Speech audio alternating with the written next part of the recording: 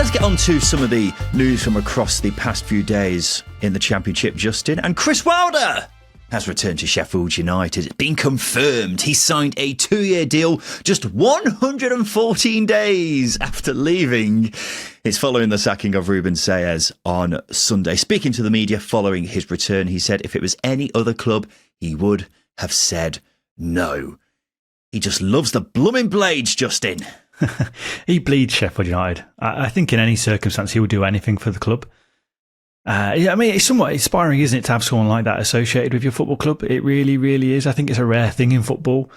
I think it's even rarer for a fan of a club to work out so successfully as Wilder has. If you go back some years, Mickey Adams was a Sheffield United fan, and he took the club down to League One, didn't he? So it should be cherished. It really should be. It should be harnessed as well. And the club probably dropped a ball in not acknowledging that in the summer. So when the time came to change, it was important they did it, and they got someone in again who they know very well, obviously, because he was at the club less than 3 months ago. Yeah, well, kind of going off what you were just saying there, it partly feeds into the reason why it was wrong to get rid of him in the first place, doesn't it? Because you've got a manager who was doing well, but was also Sheffield born and bred and essentially a legend at the club. I get wanting to go a different way with things, but you're almost digging your own grave if it doesn't go right, aren't you? And that's obviously what we've seen unfold. Wilder also said he wasn't looking for an apology after his dismissal in June. He said, I'm not looking to come in here and be smug about the situation. It's my football club and we're bottom of the division. We've played 6, lost 6. That is not a good place. I'm not sitting back and saying, oh, it's great they lost. I think some managers might be, but I'm not. It's my life, it's my family's life, and it's my pal's life. We want the club to succeed. So he says he's not smug about the situation, Justin. I reckon he might be a little smug on the inside, though. There'll be an element of him that will know that the club made the wrong decision. He'd have known that since day one of being unemployed. He will have known that. But I think in terms of general smugness, I don't think he's got room to be smug.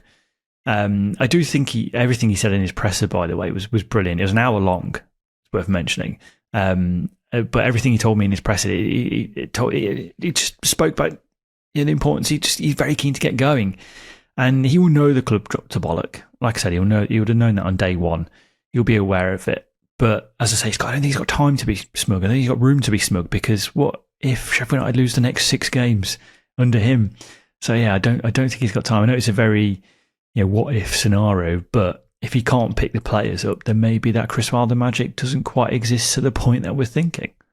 Yeah, he needs a reaction, doesn't he? And that's the whole reason why he's been brought in, because he knows these players like the back of his hands, because he was just working with them a few months ago. So yeah, that's the whole reason why he's been brought in, and there's no time for smugness, as you say. But when talking about the squad, Wilder said there's a lot of competition, Justin. He said, we can go different formations. We've coached 4-3-3, 4-2-3-1, 3 centre-halves. In my opinion, you have to be fluid and flexible. Some modern-day coaches aren't, and I'm not sure that's the right way to go about it.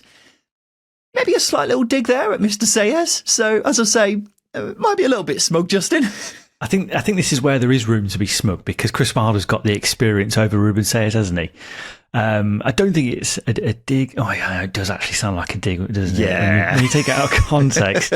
But look, Ruben Sayers wasn't fluid and flexible, was he? They were the skills that he didn't possess, but that's it. I think that's just a difference in experience. Chris Wilder's been doing this for years. Ruben Sayers hasn't. And I think what the Sayers reign told us is that he needs to be more flexible as a coach. He needs a younger crop of players, as opposed to taking over from a defined culture under Chris Wilder. And that's a hard thing to do. That's a really hard thing to do. I think that's where coach naivety comes into it and age comes into it a little bit. Because when you go back to Chris Wilder's successor years ago, it's Paul Heckingbottom, same regimes, carried on as you were. And then Wilder came in and it was as you were. So unfortunately, I think Ruben Sayers has found himself in his position where he was always going to fail. He's a talented coach. Just wasn't the right fit for the club, and he wasn't flexible enough. And I think that's Chris Wilder actually in a couple of sentences probably summed up why it was a wrong appointment. I wouldn't go as far to say he was always going to fail, but I think he had a lot of things playing against him, and unfortunately, it's all just gone into one, and that's ultimately what we've seen unfold before our very eyes. So, yeah, I mean, we've gone over this before. We don't need to go over it again because we've talked about how much things have gone wrong so far. But now we move back on to Wilder and seeing how he can get things back on track. It was interesting when I was seeing what Wilder was saying about the squad. He was talking about who he sees playing in each position, and he said they've got 4 centre-halves, and as mentioned previously, Sheffield United have signed a lot of centre-halves this summer. So by process of elimination, based off what else Wilder was saying, it sounds like Tyler Binden's Sheffield United career might be over already, because he only joined on loan from Nottingham Forest in the summer. Looked as if he was very much a Ruben Sayers signing, having worked with him at Reading. So I feel a bit sorry for him because it doesn't look like he's going to be doing much until he can be recalled in January. He also said he still sees Gustavo Haama playing off the left-hand side again. So it'll be interesting to see how much Louis Barry plays going forwards as well. Of course, 2 Ruben Sayers signings right there. A quick side note, Justin, does Wilder returning mean the whole AI data-led approach that things look like they were going with now at Sheffield United, has that now gone straight down the toilet with Wilder coming back? What do you think? I mean, we won't know until there's a transfer window, but I think the first question you ask is, what was it? What was the AI data approach? Who came in under that model? Because did they identify Danny Ings through ChatGPT? Well, maybe actually. But, definitely players from Bulgaria. Definitely players from Bulgaria. But did they identify Ben Mee through AI? I don't think they did. These players were available. It's like, okay, we need the experience in the squad. Let's go out and get them. We need balance in our defenders. A left-footed defender available on a free. Let's go and get him. Ben Mee. There you go, sorted. So I think I don't think it's down the toilet, mainly because I don't think it ever took off. Because when you think about very early on in the transfer window, there's a massive gap between I can't remember who first came in. It might have been Samari in midfield, to then them signing their next player. There was a long time, to the point where Ruben Sayers was asking or speaking very publicly about them signing players. So it's clearly that they weren't quite identifying the right ones. This is it. I just don't think the club actually knew what the full extent of the AI data approach was. It might have been a load of garb, to be honest, or just stuff that a club says. I don't know. I think it's a modern thing that is yet to be fully embraced at the club, to the point where they don't know what they're saying with it. Yeah, I know exactly what you mean. I think Wilder is unfairly tarred with the brush of being a dinosaur when I don't think he is. He's an innovator. Exactly. That's what I'm trying to say. I don't believe he's data mad like some managers are, but I also don't think he completely dismisses it, despite the way he talks about it sometimes. I think he's somewhere in the middle when it comes to data, between old school management and acknowledging that it is very helpful. But he clearly likes his old pros, doesn't he? He was bigging up the Danny Ings signing when he was talking about the squad. He hinted that he sees Ben Mee as a very useful player this season.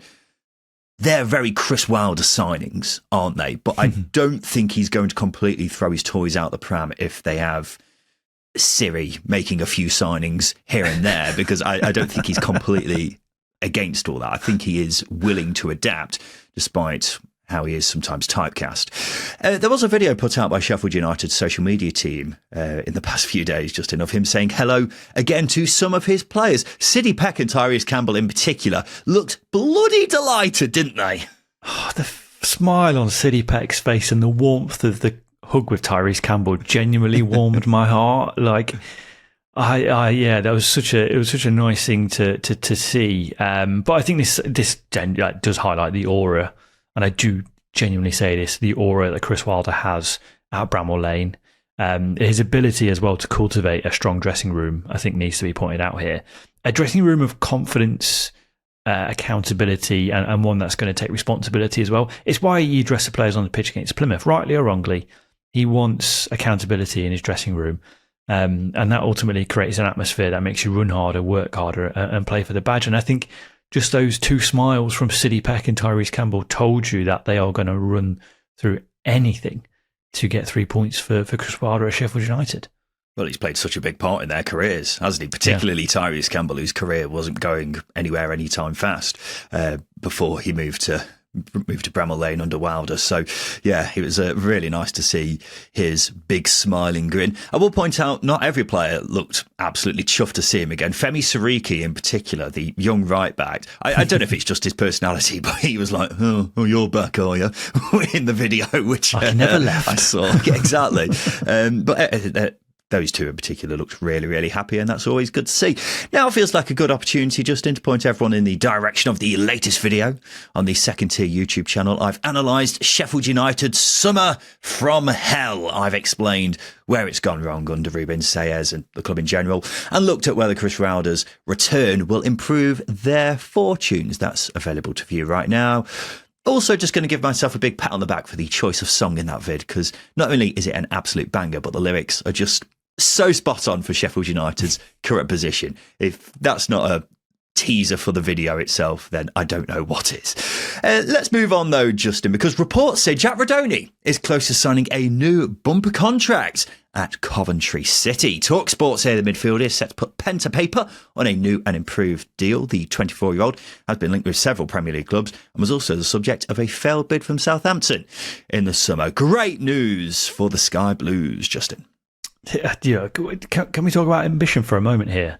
And the reason why I'm going to swing it back around to that is because I think maybe Coventry dropped a blunder in recruiting, in not recruiting a little bit more aggressively to pack out the squad this summer. But I think retaining certain players like Bobby Thomas, like Haji Wright, and most importantly Jack Rudoni, I think that's a marker of ambition right there. There's a player who was obviously subject to interest from Southampton, and arguably was a better option than Finizas. I would say that, because I think Rudoni offers you a hell of a lot more, and he's capable in the big games where I think Finizas maybe drops off a little bit. But what you've got there in Jack Rudoni is a player who's going to be a defining figure in whether Coventry either get into the playoffs or win promotion. So I think fair play to Doug King. That needs to be said. I think that's the real mark of ambition. If you retain players who are going to be subject to multi-million pound bids, I think that's more ambitious than signing a player for £10 million yourself. Yeah, well, it's never a bad thing tying down your best player to a new contract, is it? And he is their best player. Let's make no bones about that. He makes things happen, scores a lot of goals from midfield as well. Players like him are very hard to come by in the Championship, and he may even be the best player in his position in the division. But I think from Coventry's point of view, this means they can ask any potential buyers for a lot more money than they could have done before. I mean, that kind of goes without saying. But it may even put some off. So it wouldn't surprise me if Rudoni stays with them now for a long time, which, given his talent and age, is brilliant news for Cov. And as you were alluding to there, Justin, he could be the difference between them actually, staying in the Championship and going to the Premier League, because he's that kind of player, isn't he? He has all the potential to be a very, very good Premier League midfielder, I think. Yeah, I agree. Certainly, because I think he is a versatile player as well. I think if I go back to probably this time last season, Mark Robbins was playing him as a wing back. I don't think he really could find a role with him, but he was getting the best out of his left foot at that point, which is just a wonderful, wonderful attribute in your squad, because his delivery is ridiculous, and he showed that with his his capability from set pieces. But he can play as a number 10. He can play out wide. Obviously, you won't want him to, but he can certainly play wing back, and that will certainly generate a fair bit of interest, because I think as a number 10 in the Premier League, you might struggle a little bit. But and then number 10 is his role, not position. By the way, his creative output is massive, and I think you need that sort of output. And that's the sort of output, if he can go again this season, if Coventry don't get promoted, it'll be a very difficult summer keeping him next year. Let's go to Sheffield Wednesday, who are continuing to try and convince the EFL to let them sign players on free transfers. The latest reportedly being former Millwall attacker Duncan Watmore. It's said the 31-year-old has been invited to train with the Owls and is keen to join if he's allowed, but the EFL have been firm with their stance that they'll only be given the go-ahead if Chansiri can guarantee wages will be paid for the foreseeable future. It's at the stage now, Justin, where I want them to get permission to sign players. Do you know what I mean? So that they can be as competitive as they can for the remainder of the season, because I think the last two games may have been a worrying glimpse into the future for what's ahead for Wednesday, where they have been, quite frankly, easily pushed aside. Yeah, it's we know this point's going to come for Wednesday, that they're going to get to a stage in the season where they are comfortably beaten most games, because ultimately you get to October time when ground gets a little bit heavier, the weather's not great, your training's more difficult because of weather impacting it. You're going to pick up injuries. It becomes, we've not even had a Saturday Tuesday scenario yet, and that's when we get into a really, really, really difficult period for Wednesday in their squad depth. But if they're going to be a competitive outfit and ultimately not an easy 3 points, then yes, certainly the EFL relaxing their stance on them registering players will be a benefit. But ultimately, it comes down to it's broken record. It comes down to one person, doesn't it? It comes down to one person and an organisation having confidence in that person paying the bills. And that comes down to Chancery. So unless this is resolved, or there's a heightened sense of confidence that everything is going to be met between now and the point of sale, or whenever, nothing can change, unfortunately. Yeah, we keep saying it. There's no point in the EFL allowing them to sign players if they're not going to get paid, because the EFL will look pretty stupid if that does happen. But over the past month, Wednesday have been linked with Liam Cooper, Onel Hernandez, and now Duncan Watmore on free transfers, possibly a couple of others as well who I've just completely forgotten. For any Championship side, they wouldn't be great moves, let's be honest. But for Sheffield Wednesday, they'd at least be better than what they've currently got, which is essentially academy players in terms of other options, because Wednesday's current options are play the 12 or so senior players they've got or an academy player. You're obviously going to choose the senior player every single time, but then you risk running that player into the ground. So any alternative they have, even if they're not exactly a game changer of a signing, it will help in some shape or form. I saw earlier that they've picked up a couple of knocks after the Carabao Cup in midweekend for Wednesday.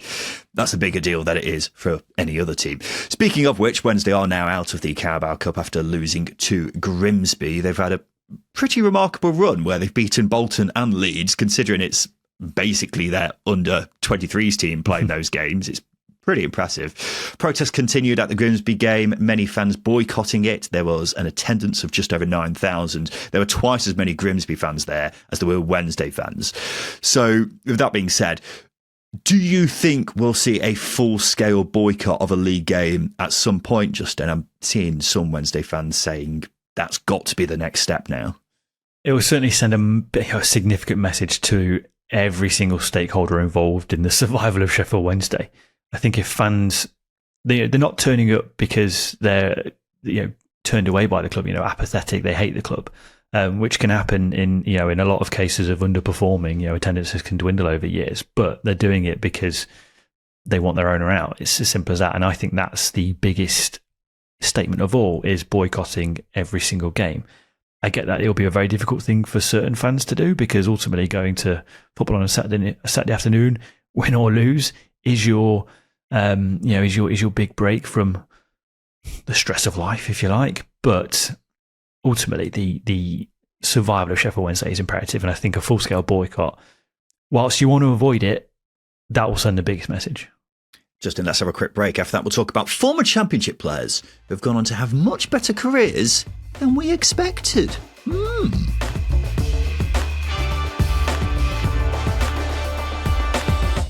Welcome back to the Second Tier podcast. Justin, I wanted to bring this to your attention because we had a question from Nick on our Patreon this past week. He was asking, if we had to do our league table predictions again, will there be anyone who would have significantly moved compared to when we did it just before the season started? Which I thought was very interesting. We are, of course, only 5 games in, but when we did the predictions, we still had 3 or 4 weeks left of the transfer window. Maybe you've been swayed by the opening 5 games anyway. I don't know. So what do you think, Justin? Is there anyone who stands out to you as someone who you look back on the league table predictions now and think you've got significantly wrong already? I'm not going to get fickle, but I might. Okay. I think firstly, 5 games isn't enough to really make an opinion on it. Obviously, I think most of the Sheffield debate. United. I did see Sheffield United was 16-1 to get promoted. Now.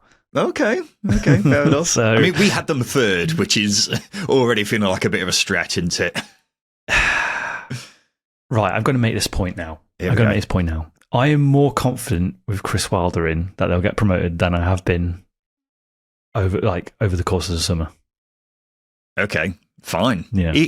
Even though they haven't got Vinny Souza and a couple of others. Yeah, but the way Chris Wilder was just dropping names out in his press conference and just saying their roles in the team and what they could look like in a starting 11, I'm just like, this guy, he's been working. He knew Ruben Sayers wasn't going to work out. He's been working all summer on what he's going to do with this squad. And now he's going to come in, he's just going to drop it in. And I think they will pick up quite quick.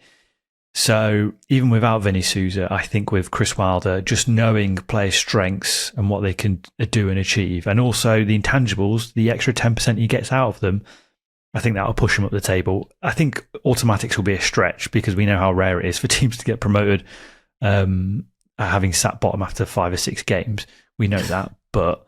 Yeah, pretty rare. Pretty rare. I think it was just Forest, wasn't it, under Steve Cooper, and that was through the playoffs. Well, Sunderland did it once upon a time, didn't they, under Roy Keane? I think they lost their first 4 or 5 games and ended up winning the bloody league. Well, I'm obviously not saying that's going to happen under Sheffield United, but it's not completely alien if he does pick up from where we left off last season, I guess. Exactly. But that's Sheffield United not changing, so that does not answer Nick's question at all. I'm not changing Sheffield United. I think they'll be in and around the playoffs. The team that I'm going to throw in, Ryan, is Coventry. It's Coventry. Okay. Where did we have Coventry? We had them in 6th. Okay. I'm thinking maybe a top 2 push. Oh, right, okay. Fair enough. I know I've mentioned their squad depth already, and that's the thing that does worry me a little bit. But then their attacking numbers are insane. They're miles ahead of everybody on shots, on XG. Defensively, there's a nice balance as well. Only risk they have, as I mentioned, is squad depth. And I think in terms of teams really setting the world alight in the first few games, I think Southampton are going to take a lot longer to get going. We had them 2nd. So the more games that pass with them, the more question marks I have. I think Coventry, they've got the right formula to push for a top 2 place in these first 5 games. Of course, 5 games is not enough to draw opinion on, but they're very good habits they've developed. I mean, I was never doubting Coventry's squad. I mean, that squad is one of the strongest outside of, the relegated sides from the Premier League. I mean, dare I say it, my big weakness, my big con with Coventry is Frank Lampard, as it always is. So maybe Justin, maybe you'll be proven right on that, and maybe we did underestimate them at the start of the season. We'll soon find out. I mean, 5 games. Very small sample size, isn't it? There's still a long way to go before you can start properly predicting things. Having said that, Middlesbrough are one I would say I'm willing to be swayed on already, because we had them 15th. Mm-hmm.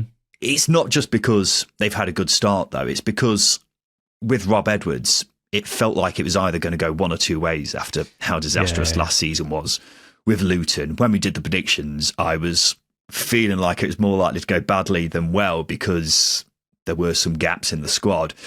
But since the predictions, they have strengthened and also kept hold of Hayden Hackney, which I definitely didn't think would happen. And these first few games have indicated that if it's going to go one or 2 ways, it looks like it's going to go the right way. So with that, I would say fair play to Rob Edwards, and maybe they'll finish a fair bit higher than I thought, Justin. And you thought as well, actually. Well, yeah. I think, the majority of people putting league table predictions together had Borough very far down.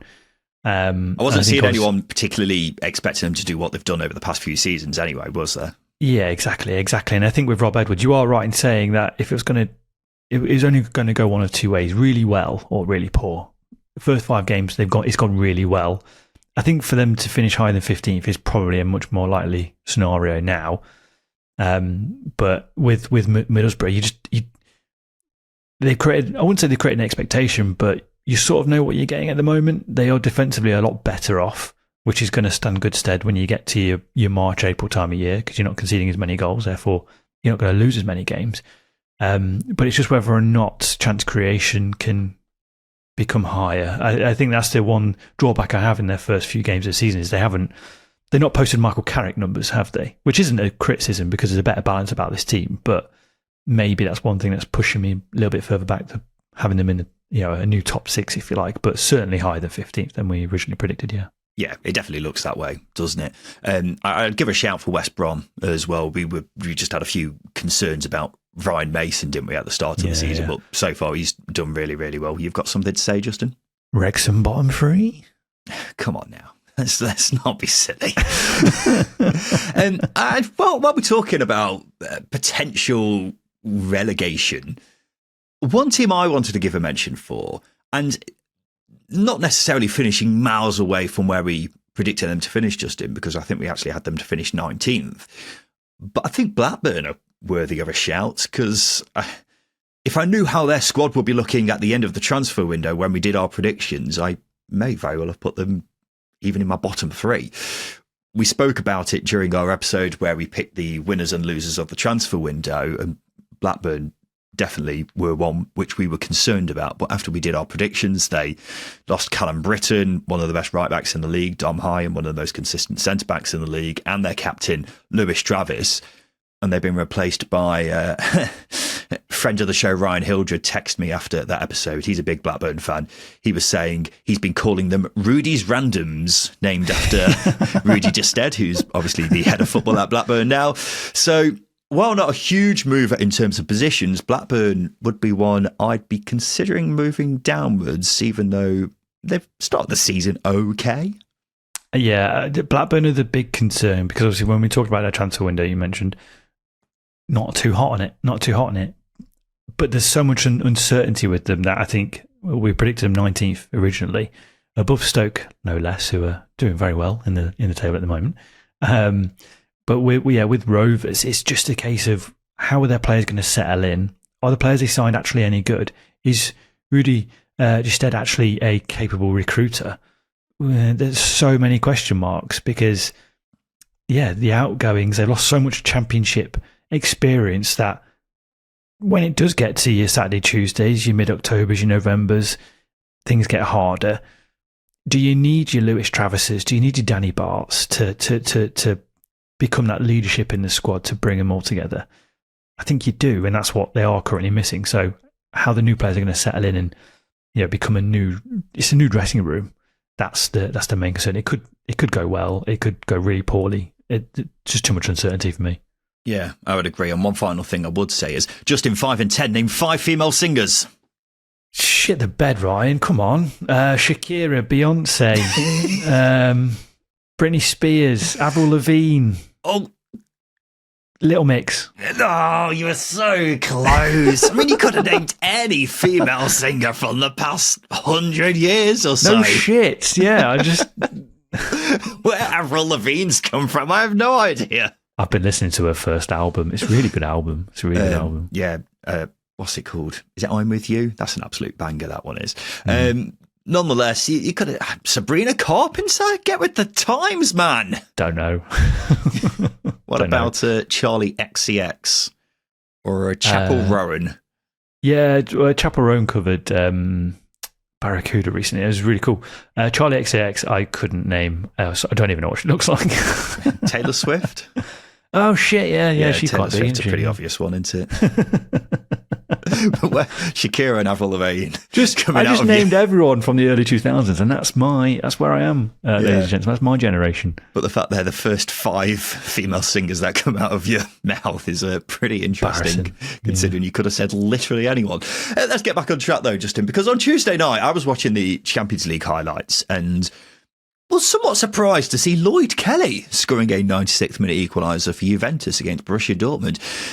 Mainly surprised because I had forgotten he was there, but there was some chat in the second tier Discord after that game from Bristol City fans who were saying, we had Spudwave and Phil G, they were both saying they didn't expect him to go on and have the career that he's having. And I thought that was interesting because that led to us having a bit of a chat, didn't it, Justin, about Championship players who have gone on to have much better careers than we expected, or at least didn't do very well in the Championship, but have gone on to be very successful nonetheless.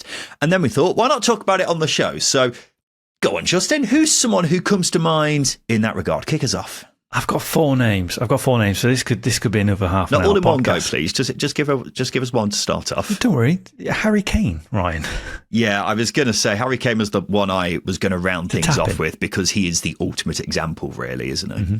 Yeah, he looked a little bit unorthodox, or a little bit lost, should I say, at Norwich and Leicester. And he is the obvious one because he's gone on to become one of the best number 9s in world football. Possibly in England history as well. He's the greatest. Definitely in England history. Yeah. So I think when he was turning out for Leicester in their promotion campaign, did not expect he would go on to become England's greatest number 9. Yeah, literally 2 seasons after that loan spell, he scored 21 goals in the Premier League and made his England debut. So it goes to show a lot, doesn't it? I think he was playing a lot on the wing during that loan spell, and Leicester fans were far from impressed. But before that, he did okay at Millwall, was at Leyton Orient in League One, where he was all right. But yeah, really did not stand out at all at the in EFL, and has gone on to be one of the greatest strikers, arguably the greatest striker the Premier League's ever seen. Wasn't it Tim Sherwood who got the best out of him as well? Maybe it was. I don't know that for sure. We need producer Tom to double check that. But it does sound like that might be true. When we talk about this topic, I'll address the big fat elephant in the room, which is Morgan Rogers when he left Middlesbrough for Aston Villa. I found that move to be a strange one because he wasn't really pulling up any trees at Borough. He had been on loan at Blackpool and Bournemouth before that and hadn't really done much at either of them as well. So I was surprised to see Villa going for him, even going to the extent of saying Borough had Villa's pants down, and he's gone on to make me look very silly ever since. So look, fair play to him. I'll happily take the L on that one, and I've been reminded about that every single time he's ever done something good for Villa or for England. Yeah, well, look, he's gone on to play for England, so we're still waiting for Ben Sheaf, Mike Cooper, Leif Davis and Ryan Giles all to get a call up and for you to finally be justified. Completely misquoting me, but that's just something you're doing on a regular basis now. Easily done. Mikel Antonio is one I wanted to bring about because this goes back a fair way. He's a player that if I go back to Sheffield Wednesday, he's out playing on the wing. Didn't particularly look outstanding, did well in his later years at Wednesday, and then he went to Forest where he really blew up. Like he really got going at Forest in the 2014-15 season. I remember Derby tried to sign him, or at least it was a few bids went in to try and piss Forest off. Didn't get him, obviously. And he went to West Ham and he became such a reliable player for the Hammers. But in addition to that, he was their most consistent forward in an era for West Ham where signing strikers has been a cursed format for them. That every single striker, there was a statistic or at least a thread of players that West Ham have all signed and have done so poorly that weirdly I can remember the likes of Freddie Pickey in that list. But Mikel Antonio is the one who's always stepped up, scored the goals, and been a player that has just. He wasn't a striker, was he? When he he initially moved to West Ham, he was a winger, as you say. But yeah, I think he doesn't necessarily fall into the bracket of didn't really stand out at Championship level, because I think he did stand out at Championship level, but going on to do as well as he did at West Ham, where I think he was 25 by the time he moved to West Ham. It wasn't like he was a young pup or anything, and has gone on to have a really bloody good career is pretty damn impressive. So I think that's definitely one worthy of a shout. One player who I thought was good in the Championship, but not so good he would go on to have the career he's had, is Antoine Semenyo. Obviously tearing it up at Bournemouth now, but when he was at Bristol City, he was sometimes a bit of a frustrating player. He did pretty well in terms of numbers, but I don't think he was ever at the level where he was like so obviously going to be a brilliant player. And I don't think I ever thought he'd be at the point where he is now, where he's probably the best winger in the Premier League outside of a top 6 side, because his rise ever since moving to Bournemouth has been ridiculous. Yeah, he's been it's been great to watch him go. I remember watching him for Newport in the FA Cup, and to look, he looked fine at that point. But again, you look at these players in those positions and you go, really? They're going to become a over £60 million player? I don't see that at all. I think that's a rare thing as well at Championship level. So the likes of Morgan Rogers, Antoine Semenyo, they are genuinely doing very, very rare things. Because I think certainly from Semenyo's point of view, he was a player, like you said, who cut a frustrating figure at Bristol City, who Nigel Pearson didn't quite fancy him, I think, on a consistent basis. If I go back to some of the sort of remarks they would say after games. So certainly for him now to be, one of the best, or if not the best winger outside of the top four, could not see that. Yeah, while we're talking about Bournemouth, this is a bit of a rogue one, but for some reason it came to my mind when I was thinking about this earlier, Justin.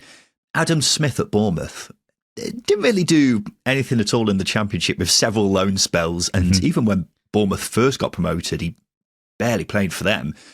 But he's gone on to make near enough 250 appearances at Premier League level. So there's probably more players like him who have had a lot of appearances in the Prem after a few nothing loan spells in the Championship. But I thought he was a bit of a rogue one who's worth a mention. Who's someone else you got down, Justin? I've got one name that's a great one, but the other one I wanted to throw in, it was Harry Maguire. Yeah. He was such a late bloomer. I mean, the obvious one in that case is bloody Jamie Vardy. But look, Harry Maguire was such a late bloomer. He's been so successful with England, and he's won trophies at club level despite going to an absolute shit show at Man United. But he didn't leave Sheffield United until he was 21. Didn't get his proper break in the Premier League until he was 24 at Hull. If I remember rightly as well, that Hull side was decimated. There's that squad photo of them on their pre-season tour where I think there's 8 of them. I think that's the right season. But then he had a loan spell at Wigan in 2015 where he looked okay, but Wigan got relegated to League One that season. So he was certainly a player who he always looked good, but for him to then go on, he always looked good. He always looked steady. So for them to foresee him having the career he's had, I wouldn't have expected it. But also to be one of England's most important players for a 6-year period where they reached 2 major finals and a semi-final. Yeah, you can't predict that. Yeah, and cost 80 million at one point, lest we forget. So, yeah, when you think about it like that, it is a bit insane. This one's a bit of a unique one because I don't think he did necessarily badly at Championship level. He absolutely did pretty well, in fairness to him. But I think when he was at Norwich, most fans there regarded him as the lesser talented brother, and that's Jacob Murphy. Yeah. I used to work around there at the time when those two broke through, and I think most Norwich fans will tell you they always thought Josh would go on to have the better career, now obviously having a bit of a career renaissance at Portsmouth. But considering what Jacob's achieved over the past couple of years, playing in the Champions League, playing regularly for a top 4 side, winning the League Cup, yeah, I think a lot of Norwich fans would have been surprised at how different each of their careers have been. I think another one to mention, fans of Preston and Stoke would be very surprised to see how well Liam Delap did last season. He was pretty poor for both of them. He did all right on loan at Hull, but probably not to the extent where he'd be moving for £30 million to Chelsea just 12 months after that loan. I always thought there was still a player in there, but his Championship performances and his Premier League performances, like night and day, weren't they? Go on, Justin, round things off. Who are the last ones you've got down? The last one I've got down is, you might not know who he is, Andy Delort at Wigan. No? Okay. I knew this would be hipster. He signed for Wigan in 2014 for a few million quid. He was hopeless. I think he lasted 6 months. Didn't settle, I imagine. He came from France. But he then went on to be an absolute monster at Montpellier and Nice in Ligue 1. Just very consistent goal scorer. Went on to have a very good career in France. Like I said, it's the hipster's choice, but it's one that raises a big smile. And in talking about these things, it's literally the first name that came to my head. Wow, okay, that's very, very hipster, very rogue. That name doesn't ring a bell with me at all, so fair enough. But there's probably other players like that as well, isn't there? Players who had, I mean, a great example of that actually is, I can't remember his name now, Preston fullback who was there 2 or 3 years ago. Alvaro Fernandez. That's the one, yes. The worst haircut in football. Who did he move to?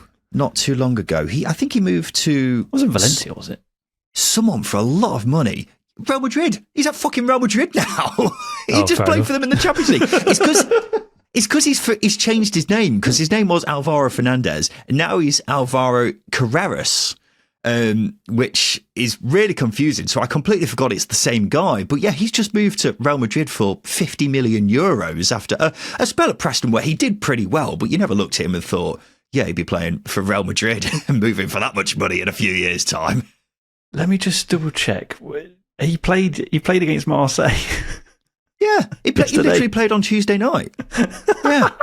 I remember looking at the team sheet and wondering who's that, and then it's the bloody lad who was at Preston. But yeah, there must be loads of players like that. So if you do have any suggestions, ladies and gents, please let us know. secondtierpod@gmail.com with your suggestions of players who have gone on to have much better careers than you expected, or just someone who had a random loan spell when they were at your club or something like that, and then has done really, really well. You can email us, like I say, at secondtierpod@gmail.com, or DM us on social media as well, and we'll try to read out as many as we can over the coming weeks. But there we go, Justin. What a nice way to end the show. That was a lot of fun. But we'll be back again tomorrow with the preview show, where we'll be talking about the weekend's action across the Championship. So we look forward to seeing you then for that. But this has been the Second Tier Podcast. I've been Ryan Dilks. I've been Justin Peach. And a big thank you for listening.